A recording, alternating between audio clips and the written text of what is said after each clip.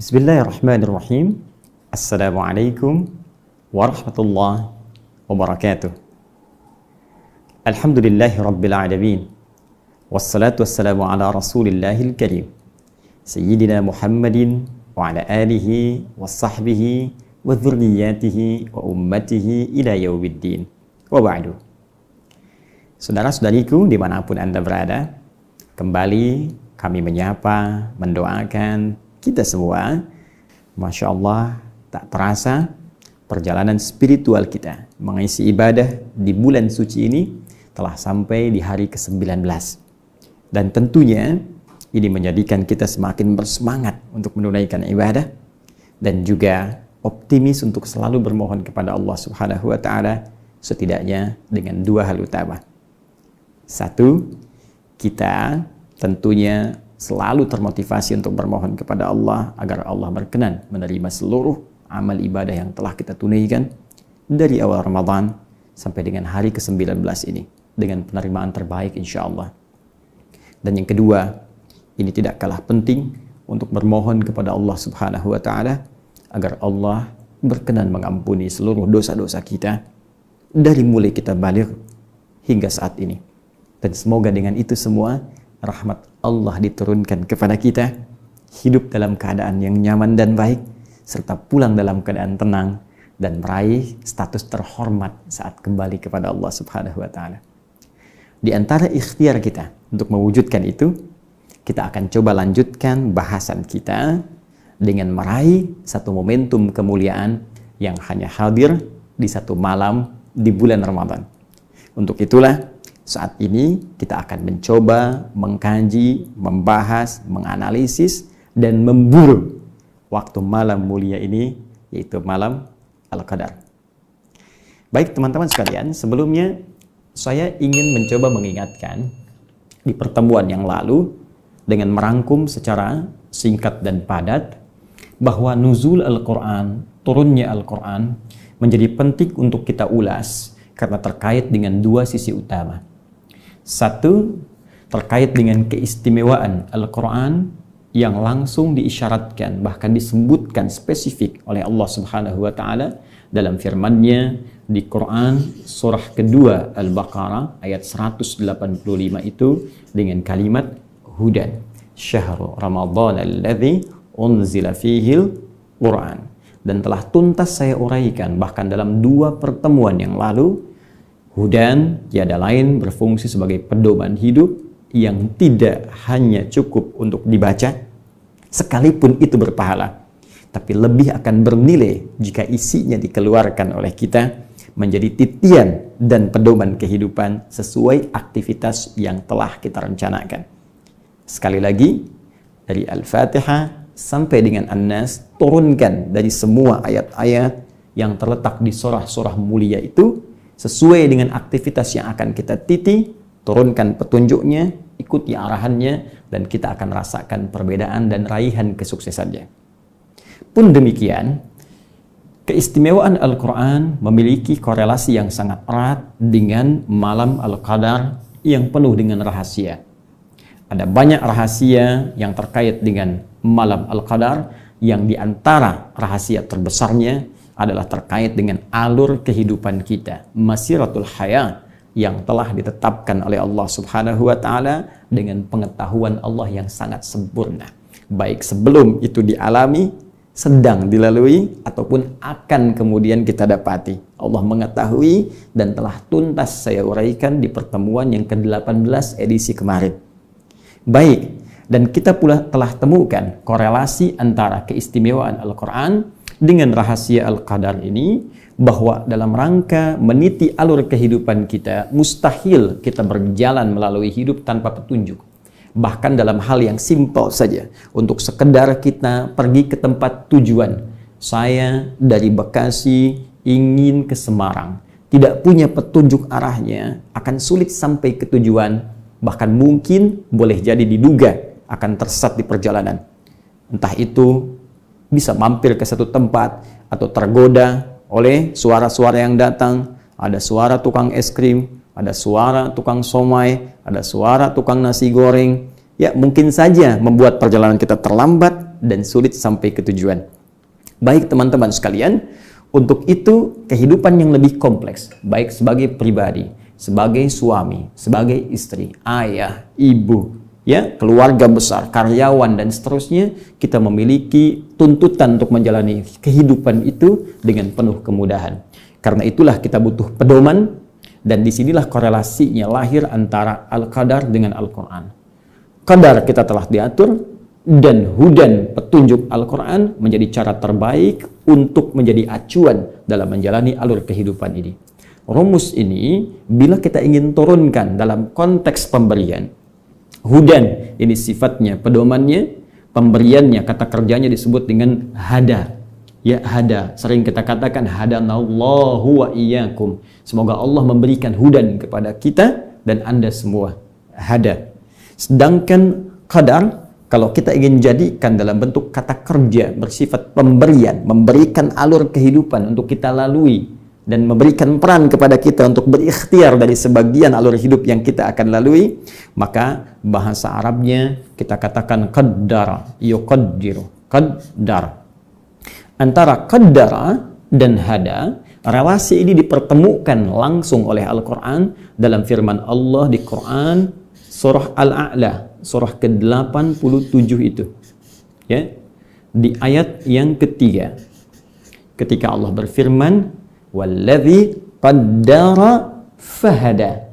Walladzi qaddara, dialah Allah yang telah menetapkan alur kehidupan kita dan mengetahui jalannya, fahada, namun tidak membiarkan kita tersesat menjalaninya, namun memberikan pedoman kehidupan untuk mudah kita menjalani alur kehidupan yang kita titi, yaitu lewat Al-Quranul Karim.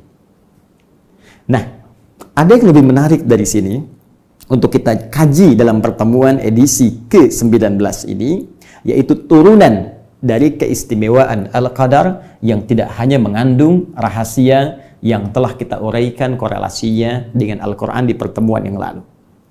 Bila kita ingin mencoba turunkan beberapa keistimewaan malam Al-Qadar sehingga menjadi seperti yang kita lihat, ternyata tidak hanya ada korelasi dengan Al-Quran yang sangat indah menjadi pedoman dari inti kehidupan, tapi juga melahirkan keistimewaan yang hanya ditemukan di satu malam ini.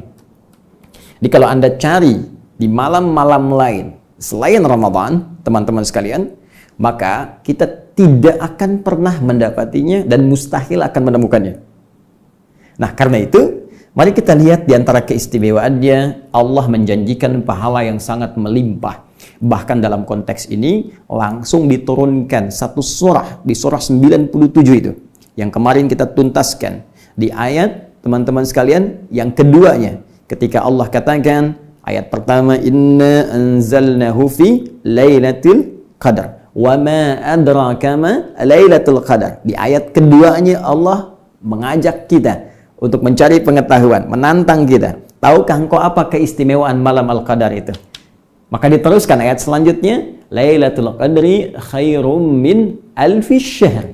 Masya Allah, di malam Al-Qadar itu Allah berikan limpahan pahala yang luar biasa, lebih daripada 1000 bulan.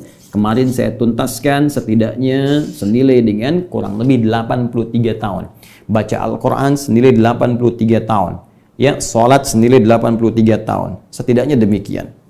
Demikian pula kita dapati peluang dosa diampuni. Bahkan jelas dalam lisan Nabi SAW ketika Nabi mengajarkan kepada kita dalam hadis sahih riwayat Al-Bukhari dan Al-Imam Muslim. Man yaqum, riwayat lain, man qama lailatul qadri imanan wa ihtisaban ghufira lahu ma taqaddama min dhanbi. Siapa yang bisa bangkit mendapati malam Al-Qadar, menunaikan ibadah, salat di dalamnya, maka ia jika menunaikannya dengan penuh keikhlasan dan kekuatan iman, berpeluang diampuni semua dosa-dosa yang pernah ia kerjakan sejak mulai balik sampai detik dia beribadah itu. Allahu Akbar. Malam Al-Qadar. Demikian pula ada peluang doa-doa dikabulkan karena malaikat itu begitu mereka berlomba untuk turun ke bumi, sampai-sampai malaikat Jibril alaihissalam Ruhul Amin ikut turun. Ya, bukankah jelas kalimat yang disampaikan dalam firman Allah Subhanahu wa taala, tanazzalul malaikatu warruhu fiha. Malaikat-malaikat turun Banyak. Sampai Ruhul Amin, malaikat Jibril pun turun. Dan penyertaan malaikat saat turun terhadap orang-orang yang tengah ibadah, menghidupkan malam itu, salah satu konsekuensinya, banyak narasi dalam hadis menyebutkan, adalah mengaminkan doa-doa yang dibohonkan. Bukankah ketika orang sholat, ya, yang sebelumnya Nabi menyampaikan hadis tentang orang sholat di malam Al-Qadar. Bukankah ada redaksi hadis Nabi SAW ketika seseorang kemudian membaca Al-Fatihah kemudian amin, man wafaqa ta'minuhu ta'minal malaika ghufira lahu ma taqaddama min dhanbi. Siapa yang aminnya bersamaan dengan aminnya malaikat. Artinya apa? Ketika seseorang mengucapkan amin, malaikat mengatakan amin. Bukankah Al-Fatihah bagian dari doa? Ya kan?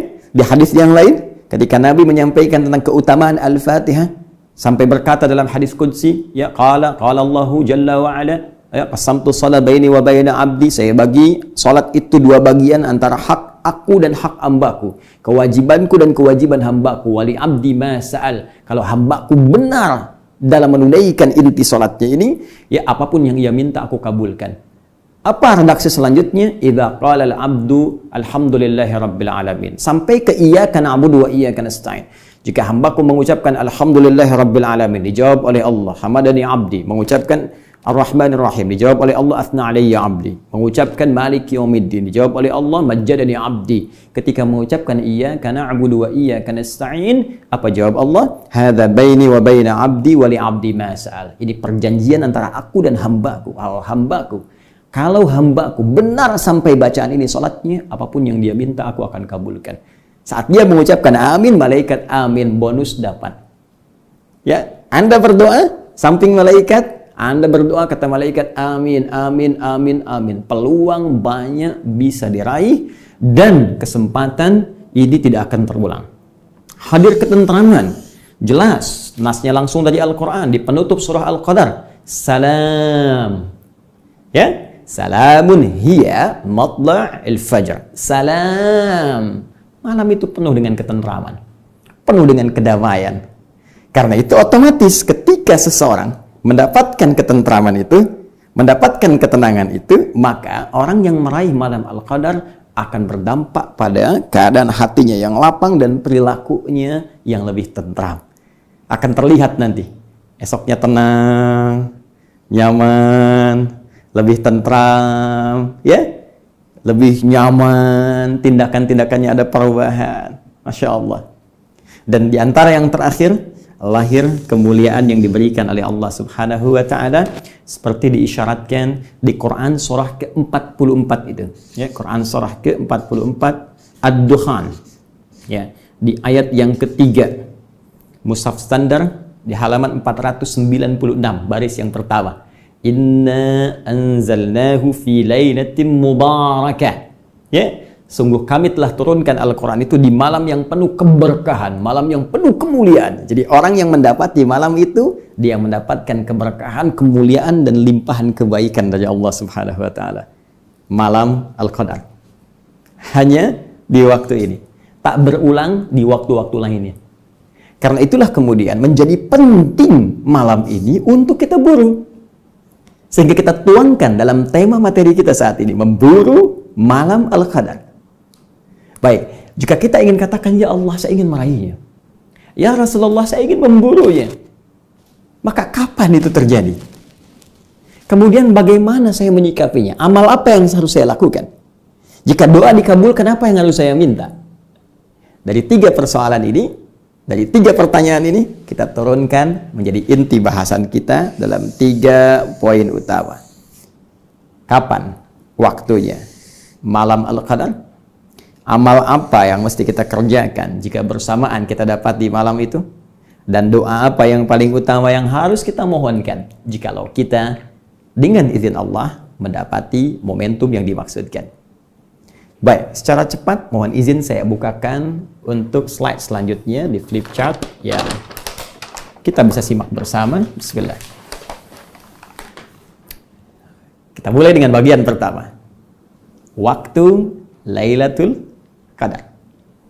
Memburu waktu malam Al-Qadar. Kapan itu terjadi? Karena malam ini, momentum mulia ini diisyaratkan oleh Al-Quran hanya bersumber dari keterangan Allah Subhanahu wa taala lewat firman-Nya, "Inna anzalnahu fi lailatul qadar." Sungguh kami telah turunkan Al-Qur'an itu dengan segala keagungan kami dan segala kemuliaan Al-Qur'an di malam Al-Qadar. Karena sumbernya disampaikan oleh Allah, maka kita harus mencoba mencari keterangan yang bersumber dari firman Allah, yaitu Al-Qur'anul Karim. Baik, di sini kita pentingnya melihat dalam narasi Al-Quran seperti apa isyarat malam Al-Qadar itu terkait dengan turunnya Al-Quran diinformasikan kepada kita.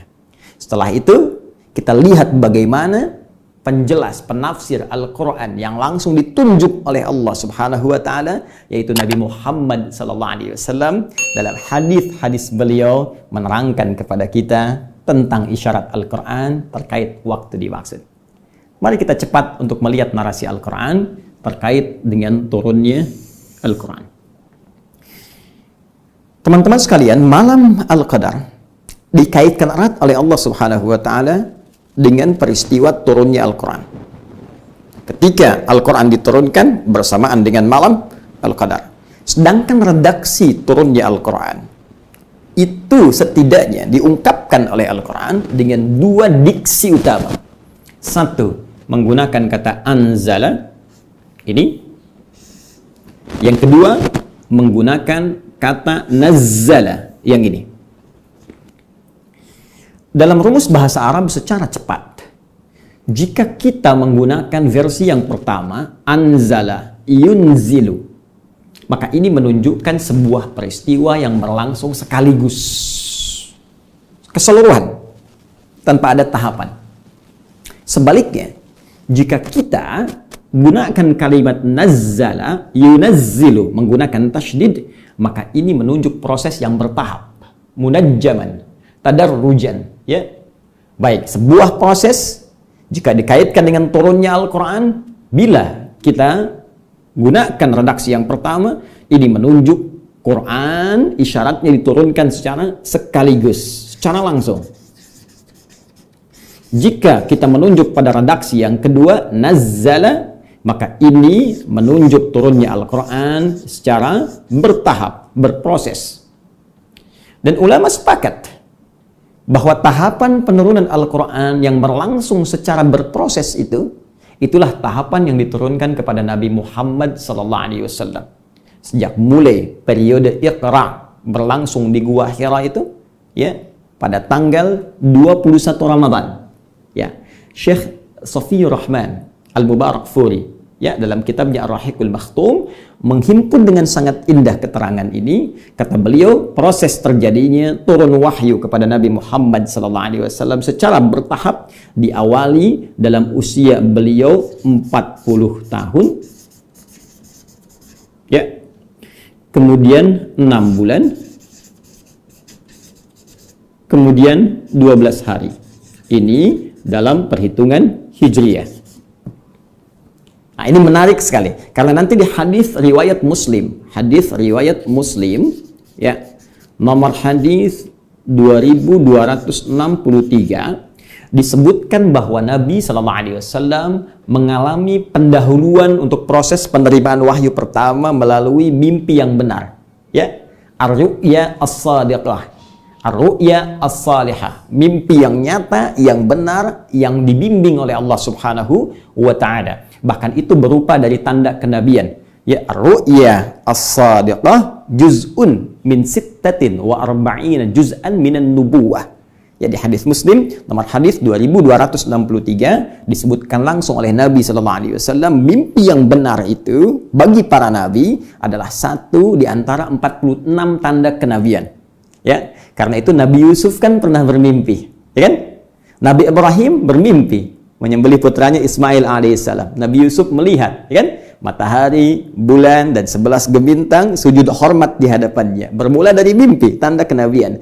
Demikian karena itu bagian dari tanda kenabian, maka Nabi Muhammad pun SAW, penghulu para nabi, pemimpin para rasul, mengalami itu pula. Dan itu berlangsung selama 6 bulan. Masya Allah. Jadi tepat sekali, 6 bulan itu diawali pendahuluan, kemudian dalam usia 40 tahun setelah periode ini, beliau menerima wahyu pertama. Dalam perhitungan kalender Masehi, usianya 39 tahun, 3 bulan, 20 hari. Jadi kalau ada referensi sejarah menyebutkan beliau menerima wahyu dalam usia 40 tahun, itu yang dimaksud pendekatan hijriyah. Karena ini memang patokan dalam kalender Islam, dalam perhitungan dan penempatan peristiwa-peristiwa tertentu termasuk pelaksanaan ibadah. Apa hikmahnya menggunakan hijriyah dalam pelaksanaan ibadah? Sehingga terasa kenikmatan dalam ibadah itu dan kemudahan dalam pelaksanaannya. Anda bayangkan kalau sedang puasa sekarang, menggunakan penanggalan kalender matahari, maka Allahu Akbar bisa dipastikan yang kena musim panas puasanya akan musim panas terus sepanjang tahun. Yang musim dingin akan dingin terus sepanjang tahun. Tapi ketika menggunakan hijriyah, bukankah akan berputar? Sekarang mungkin musim panas, sekarang mungkin musim panas, nanti musim dingin, nanti musim semi, nanti musim gugur, dan seterusnya. Tapi kita tidak bicara tentang itu. Kita akan fokus bahwa narasi yang menggunakan diksi nazzala dalam konteks penurunan Al-Quran itu diturunkan kepada Rasulullah SAW secara bertahap. Sejak mulai usia 40 tahun, 6 bulan 12 hari, kurang lebih selama 23 tahun. 13 tahun selama di Mekah itu, dan 10 tahun selama di Al-Madinah Al-Munawwarah. Redaksi ini kita temukan misal di Quran surah ketiga Ali Imran di ayat yang ketiga, ya, di halaman 50 di mushaf sebelah kiri baris pertama. Allah langsung mengatakan nazzala 'alaikal kitaba bil haqq. Nazzala 'alaikal kitaba bil haqq. Ya, Allah telah menurunkan kepada Muhammad sallallahu alaihi wasallam Al-Qur'an secara berproses, bertahap, dengan cara yang benar, ya kan? Dengan sumber yang nyata, dengan hukum-hukum yang benar. Baik, apa hikmah diturunkan secara bertahap itu kepada Nabi? Dijawab di Quran surah ke-25 Al-Furqan ayat 32. Ya, kadzalika linutsabbita bihi fuadak warattalnahu tartila. Demikian supaya kami memantapkan ayat yang diturunkan itu menghunjam pada jiwamu. Ya, bayangkan kalau diturunkan sekaligus. Kan nggak semua terasa. Ya, demikian Anda lah kalau saya sampaikan ceramah ini dalam tempo misalnya 10 jam tanpa henti. Berapa yang masuk ke jiwa kita? Tapi kalau saya sampaikan kultum, ya, walaupun kuliah tersalah antum, bisa edisi pertama 15 menit, kedua 20 menit, tapi karena parsial sifatnya, kan terasanya beda. Dapat ilmu hari ini, menghunjam ke hati, kita amalkan. Besok ilmu baru lagi, menghunjam ke jiwa, kita amalkan. Kan berproses itu lebih nyaman. Baik ya? Nah, jadi ini bagian pertama. Adapun narasi yang kedua, proses turunnya Al-Quran diungkapkan pula dengan menggunakan diksi anzala. Baik bentuk aktif anzala ataupun pasif unzila. Dan ini yang paling menarik, yang terkait erat dengan proses turunnya Al-Quran yang dikaitkan dengan malam Al-Qadar. Karena redaksinya lebih banyak menggunakan yang ini. Turunan anzala, baik pasif ataupun aktif. Kita ambil contoh misalnya di Al-Baqarah. Ayat bahkan tentang rangkaian puasa. Ya, surah kedua ayat 185 yang sering kita bacakan di setiap edisi Aku Suka. Syahrul Ramadan alladzi unzila, bukan nuzila tapi unzila fihil Quran. Di bulan Ramadan yang diwajibkan kita puasa itu, itulah saat Al-Quran diturunkan. Baik, terkait dengan Al-Qadarnya di surah ke-97 menggunakan anzala juga. Dikaitkan dengan Al-Quran. Inna anzalna. Anzala plus na menunjuk keagungan. Ta'zimun nafsi. Ingat, bukan dalam konteks kami menunjuk Allah banyak. Awas, jangan salah di sini. Keliru bisa fatal. Ya, belajar dulu gramatikal bahasa Arab, baru kita mengerti. Jangan satu bahasa ditafsirkan lewat aturan bahasa lain. Nggak bisa kita memahami bahasa Arab, runtutan dengan gramatikalnya dipahami dengan bahasa Indonesia. Itu mustahil. Mesti masuk ke dalamnya baru mengerti isinya. Baik. Nah, di sini ta'zimun nafsi. Sering saya katakan bahkan di edisi yang lalu menunjuk pada keagungan Allah. Ta'zimus sya'ni, keagungan kemuliaan peristiwa yang akan disampaikan. Informasi yang akan diutarakan. Seakan Allah ingin menyampaikan bahwa demi keagunganku dan kedahsyatan informasi yang akan aku sampaikan, sungguh telah kami turunkan Al-Quran itu. Inna anzalna hu-nya kembali kepada Al-Quran. Ya, dhamir kata gantinya ke Al-Quran. Kami turunkan Al-Quran itu fi Lailatul Qadar. Nah, ini redaksi ini yang banyak digunakan terkait erat dengan turunnya Al-Quran dan korelasinya dengan malam Al-Qadar. Kita temukan juga di surah Ad-Dukhan tadi, ya, surah ke-44 di ayat ketiga juga. Ya Allah katakan, inna anzalnahu fi lailatin mubarakah inna kunna munzirin. Ya, Masya Allah, kami turunkan itu di malam penuh kemuliaan, yaitu malam Al-Qadar, dan kami ingatkan pada kalian, inna kunna munzirin. Ya, kami memberi peringatan pada kalian semua, kami ingatkan.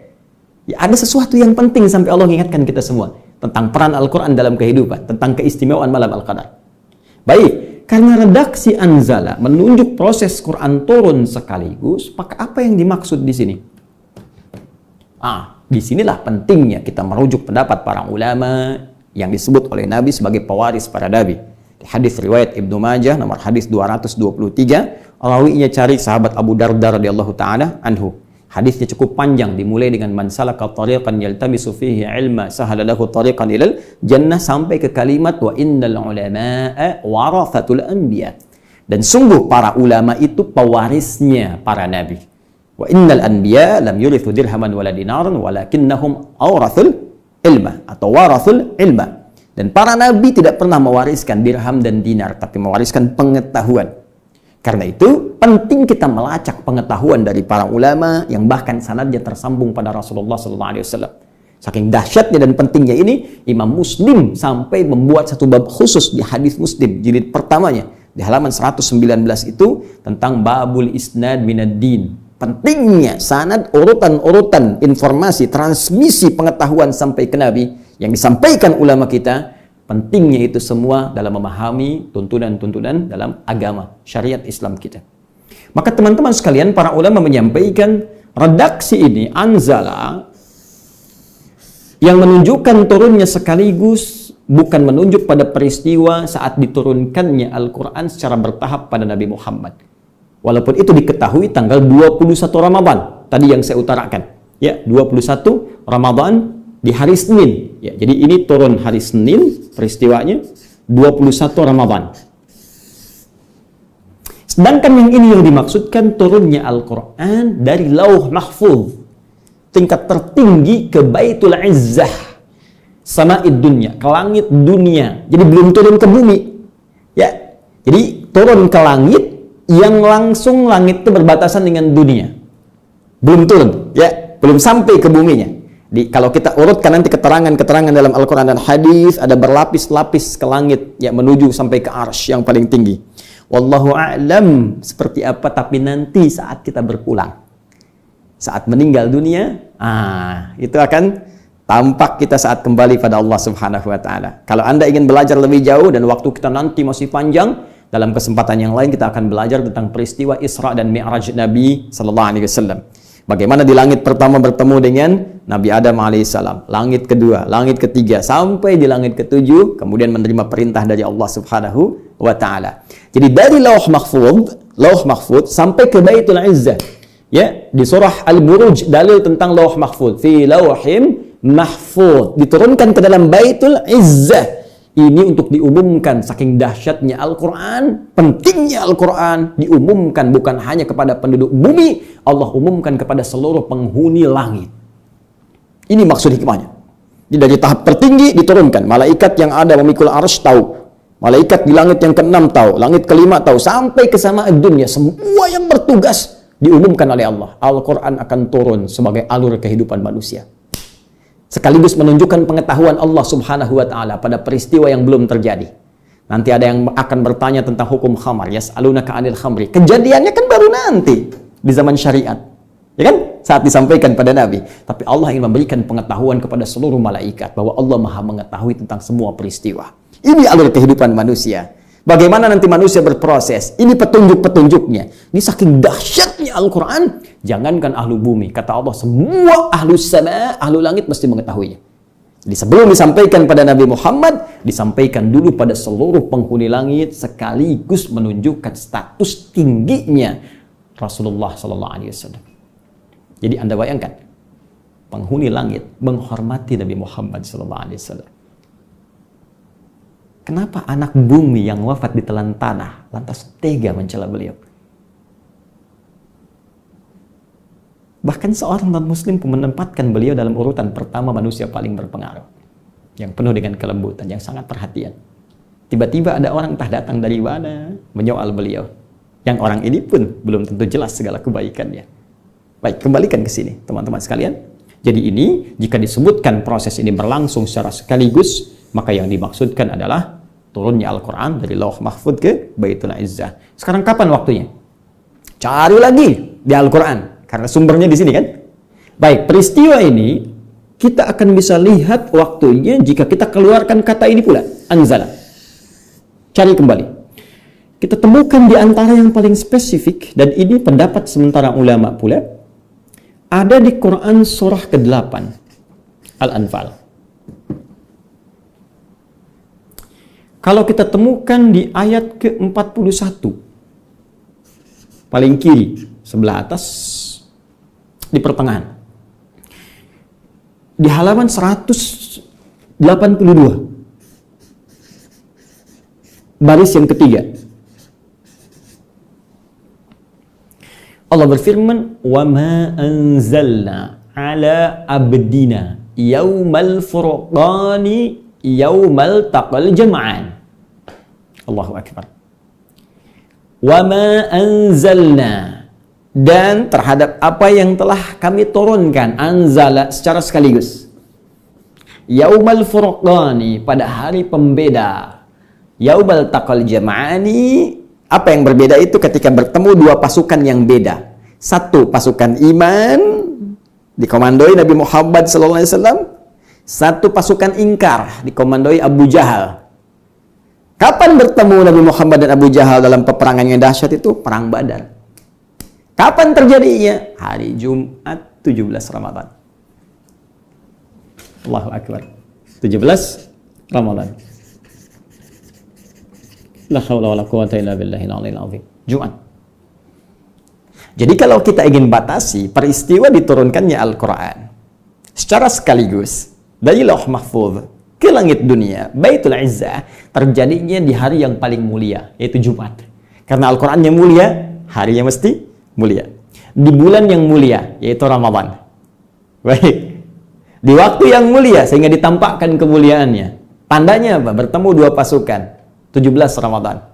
Allahu Akbar.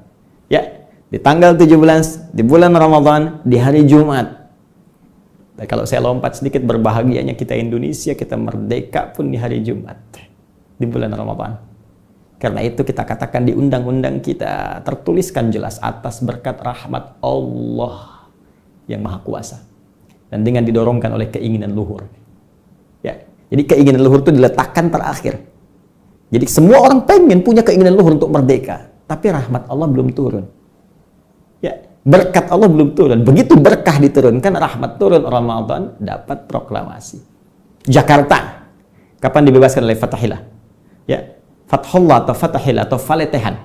Membebaskannya di bulan apa? Ramadan. 22 Ramadan, teman-teman. Hari Jumat nanti.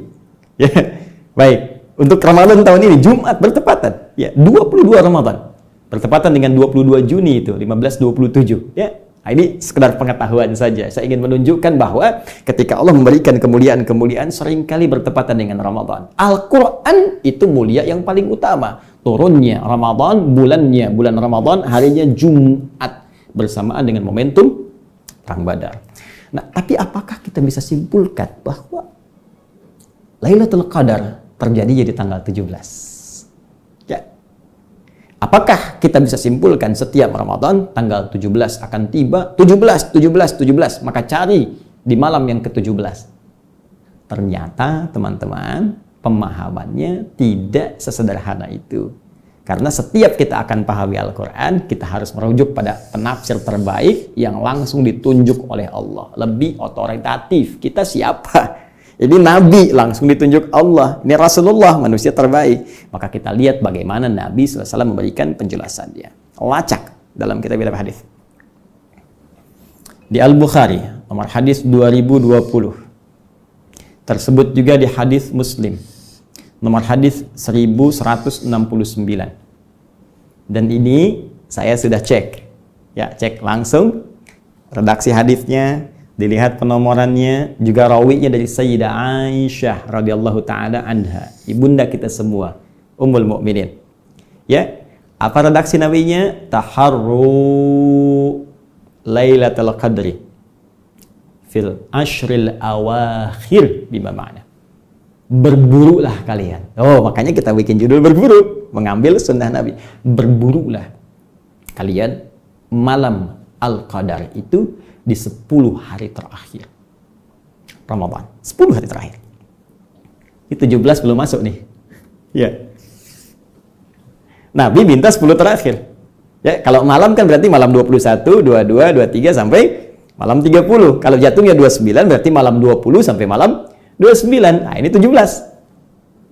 Nah, ya gimana Ustaz? Ini kata Quran isyarat 17. Yang ini kata Nabi di 10 hari terakhir. Bahkan yang menarik, lihat lagi di sini teman-teman sekalian, di hadis Al-Bukhari, nomor hadis 2017.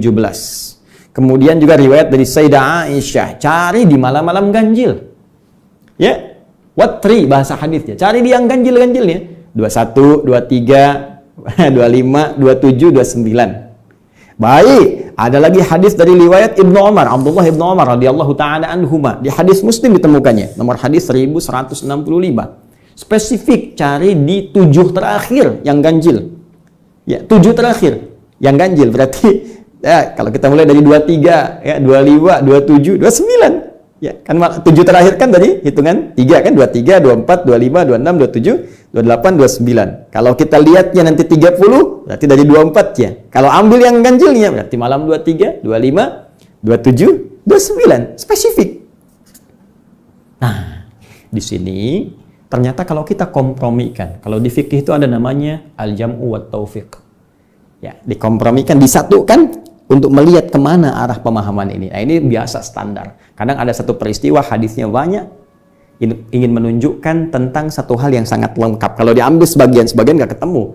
Kayak Bismillahirrahmanirrahim, hadisnya banyak. Ada yang menghitung sampai 70. Ternyata ketika dikumpulkan, ada yang sir, ada yang jahar, ada yang nggak dibaca sama sekali. Ada rakaat pertama dibaca jahar, selanjutnya tidak. Jadi tahu kita cara baca Bismillah ada 4 cara.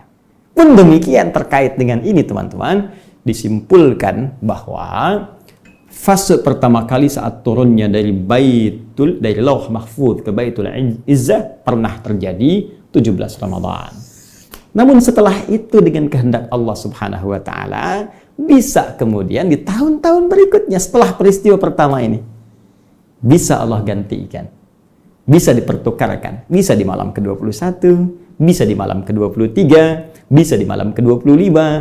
Bahkan dalam riwayat Nabi Sallallahu Alaihi Wasallam pernah aku ditunjukkan waktunya, diberi tandanya, cuma kemudian setelah terbangun dibuat lupa tanggalnya, hanya diberikan tanda-tandanya.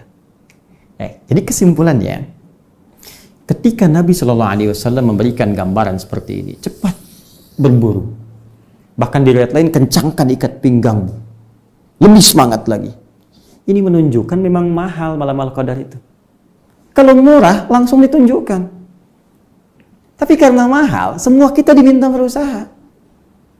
Coba lihat kompetisi. Kalau hadiahnya mahal kan kompetisinya berat. Kalau cuma power bank, mungkin dia ya kompetisinya ringan gitu. Tapi karena ini hadiahnya ampunan dosa, hadiahnya rahmat, pahala berlipat, dibikin mahal. Nggak ditampakkan oleh Allah, dibuat kita berlomba sekencang mungkin. Dan bukankah perlombaan semakin kuat di lap-lap terakhir? Orang kalau maraton, balap sepeda, balap mobil, balap motor, pasti lap terakhir makin kencang. Karena itulah untuk mensupport kita, ini kadang karena Ramadan jadi aneh. Kenapa jadi aneh? Awal-awal tuh orang makin kencang, penuh tempat ibadah, semangat. Kekinian, pertengahan, akhir, jadi seperti ilmu. Al-ilmu nurun. Ilmunya berkurang, nurun. Sekarang terjemahan cahaya dulu jadi nurun, berkurang. Ya. Ini semangat nurun. Untuk dimotivasi itu, kata Nabi, coba cari di 10 terakhir. Membuat kita semangat lagi.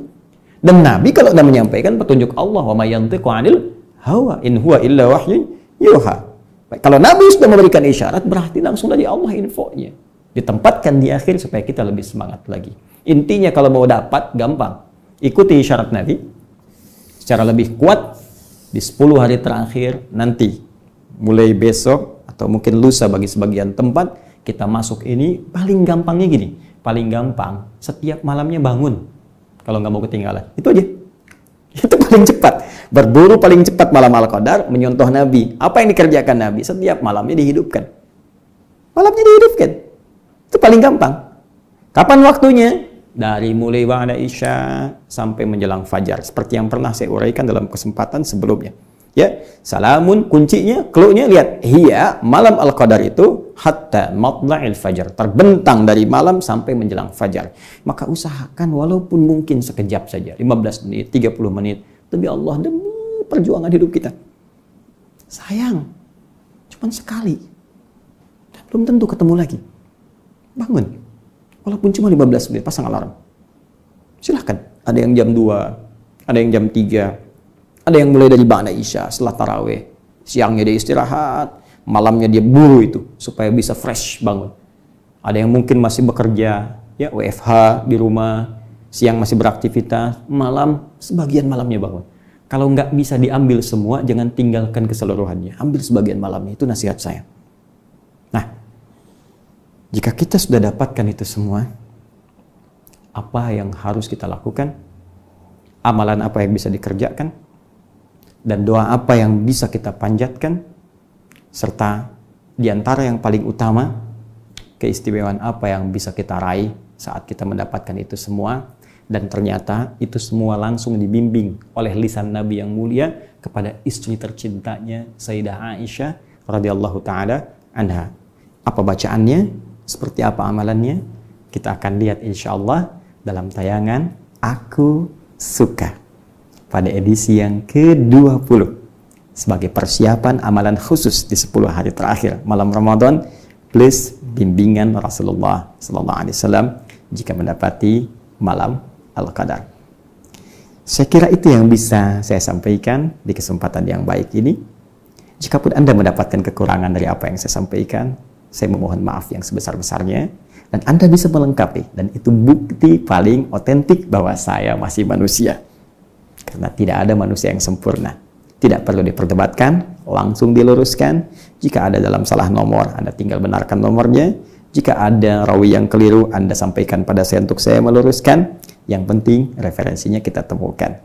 Yang lebih utama, saya mengajarkan, saya berbagi bukan untuk menjadi amunisi supaya Anda pandai berdebat, terlebih mencela orang lain. Saya mengajar supaya kita bisa menjadi hamba yang lebih baik di hadapan Allah Subhanahu wa taala dan berpengetahuan luas dalam bimbingan Al-Qur'an dan sunnah Rasulullah sallallahu alaihi wasallam.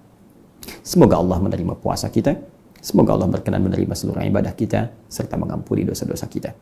Subhanakallahumma wa bihamdika asyhadu an la ilaha illa anta astaghfiruka wa atubu ilaik wa akhiru da'wana alhamdulillahi rabbil alamin wal afu minkum. Assalamualaikum warahmatullahi wabarakatuh.